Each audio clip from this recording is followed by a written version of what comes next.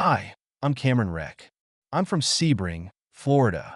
One time, when I was about 12, 13 years old, I ran out to go check the mail, and in the mailbox was a random men's health magazine. When I took the mail into the house, I threw the mail on the counter and I quickly ran with that magazine back to my bedroom. I started looking through it and was just immediately captivated by these gorgeous men in the magazine. It felt so natural to be that attracted to them, and it was exciting. And then, all of a sudden, just this wave of fear and terror slammed into me. I was raised in a very Christian, conservative household. I was homeschooled pretty much my entire education, all the way up through high school. I knew that what I was feeling while I was looking at these photos, my parents would never be okay with, and certainly the church would never be okay with. And that just started 15, 16 years of just fear and anxiety and depression. And then when it was time to go to college, I still hadn't come out. I wasn't really out to myself. I still believed that I could fix it, and so I picked a private Christian college to go to because I thought that might be able to help me. My only interaction with the queer community was those what I felt were moments of weakness, where I would download Grindr and I would talk with guys, and I would be too terrified to ever meet up with them. Lie about my name, everything, then I'd feel really guilty and delete it all. And it was just this vicious cycle. The one really great thing that came out of that school, though, was I met my best friend, Lizzie. So while I was in college, I studied film, and one of the reasons that I actually chose that particular school is because they required you to move out to LA your final semester. So when it finally came time for that, Lizzie and I packed our bags. We jumped in the car and we drove out to LA together. I didn't really get the opportunity to actually start exploring my sexuality again until after my first year in LA. I met a guy through an app and we agreed to go on a date, and I was very excited. So the night finally came for my first date, my first gay date. Really, my first date ever. And I had to hide it from everyone. I couldn't tell anyone about it, including my best friend. I couldn't tell Lizzie. And I actually lied to her, told her I wasn't feeling well, and that I was just staying in for the night. And he showed up and picked me up from my place, and I didn't even know how to carry a conversation. I was so freaked out.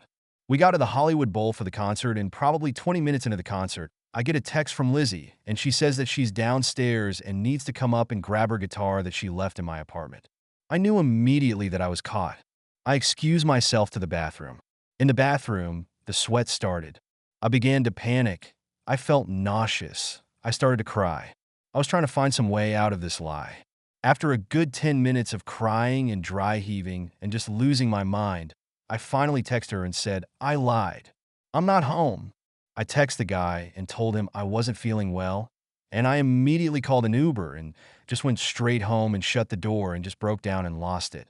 About a week had passed. Lizzie and I didn't talk much during that week. She was mad that I had lied to her. I knew I needed to rip the Band-Aid off. And so, I asked if we could have dinner one night. And I get there. I'm shaking. I feel nauseous. I was crying the whole way there. And we sit down and I go into the whole story.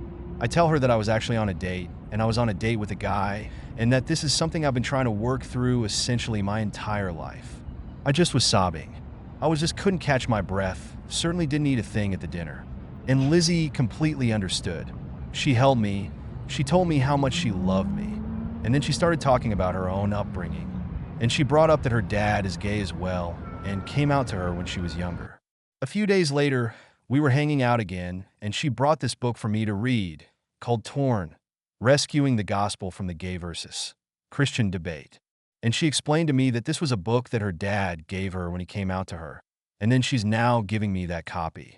It's written by this guy who grew up in the same conservative Christian household, knew he was gay, tried to fix himself the same ways that I had tried to fix myself. It lined up, and I saw myself in that book for the first time ever.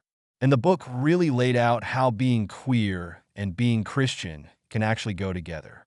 I suddenly had respect for my life and understanding that God made me the way that I am, and I'm not a mistake. I suddenly had respect for my life and understanding that God made me the way that I am, and I'm not a mistake.